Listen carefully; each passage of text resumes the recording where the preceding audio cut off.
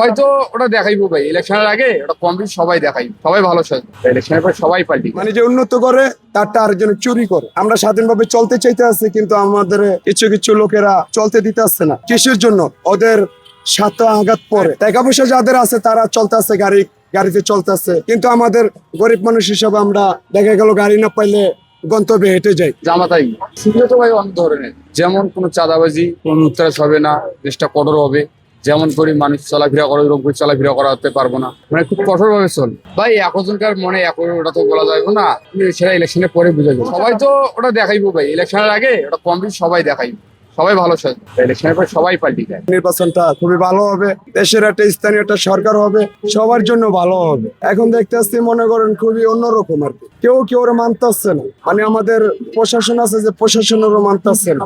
আমরা নিজেরই সেফটি না, মানে কি জানেন, আজকাল সম্মান জাতীয় জিনিসটা আমাদের ভিতর নাই। এই জন্য নির্বাচন হোক, ভালো হবে, একটা দেশের সরকার আসুক, তখন দেশটা সবার জন্য ভালো হবে, সবাই উন্নতির পথে যাইতে পারবে। এখন একজন উন্নত করে আরেকজনে চুরি করে, মানে যে উন্নত করে তারটা আরেকজনে চুরি করে। চাই কি জানেন, আপনার জামাত আসুক, স্বাধীন বাংলাদেশ, এটা সবাই বলে, মুখে বলে, কিন্তু অন্তরে এই কাজগুলো করে না। তারা খালি মুখে বলে যেতে আছে স্বাধীন বাংলাদেশ। আরে স্বাধীন বাংলাদেশে কেন চোরে হবে? স্বাধীন বাংলাদেশে কেন চোর থাকবে? স্বাধীন বাংলাদেশে সবাই স্বাধীনভাবে চলবে। আমরা স্বাধীনভাবে চলতে চাইতে আছি, কিন্তু আমাদের কিছু কিছু লোকেরা চলতে দিতে আসছে না। কিসের জন্য? ওদের স্বার্থ আঘাত পরে। দেশটা আরো ভালো লাগবে যখন স্থানীয় একটা সরকার হবে। ঢাকাতে অনেক কিছু হয়, প্রশাসন বাইরা টাকা থাকে, তাদের অধিকার নাই এখন কিছু বলার। কিসের জন্য?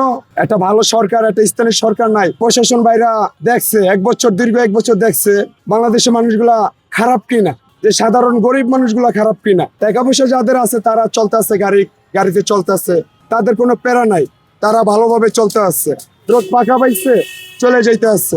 কিন্তু আমাদের গরিব মানুষ হিসাবে আমরা দেখা গেল গাড়ি না পাইলে গন্তব্যে হেঁটে যাই।